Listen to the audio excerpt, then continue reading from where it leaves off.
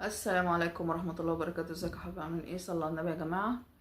واحدة بعتالي بتقول ان هي من الصعيد وظروفهم على قدهم قوي، وجالها عريس محترم جدا وابن ناس ومبسوط وبيحبها وكده، والبلد كلها بتتمناه. دول كان من رزقي، قلت ايه ده عوض ربنا ليا على الايام اللي احنا شايفينها ايه مع اهلي وكده، وراضية والله، بتقول راضية والحمد لله.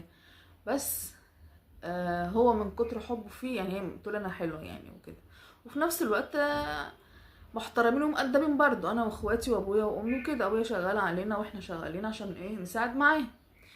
فراح لما عرف ان هو طبعا عارف ان ظروفنا على قدنا، قال له انا عايزها بشنطه هدومها، ولو مش عايز تجيب شنطه هدومها انا اجيب لها كل حاجه.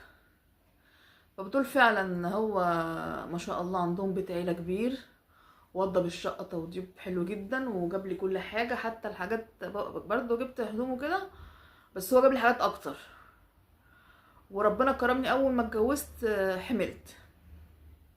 وهو كان بالكم من عيله كبيره وكده ومبسوط، فربنا كرمني بواد. طبعا راح دبح وعمل صباع كبير بس تحت عند حماتي. واحنا طبعهم هناك ان المفتاح في باب الشقه من بره، ان لو انا مش موجوده مثلا حماتي عايزه حاجه تطلع،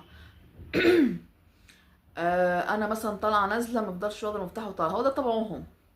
فانا كان عادي، مفيش مشكله، ما حصلش حاجه ولا حاجه تضايقني ولا اي حاجه. فبتقول طبعا السبوع كان من الاهلين وكده. فانا ابن اختي كان جاي من الجيش، لاجل حظه ان هو جه في الاسبوع بتاع السبوع بتاعي. فجه في كده في نص الحفله اللي احنا عاملينها وكده، راح قال لي بقول لك ايه يا خالتي، انا تعبان وعايز اريح شويه. قلت له طب يا حبيبي المفتاح في الباب، اطلع ومفيش حد فوق، اطلع ريح شويه وانزل. كان جوزي لسه بيذبح.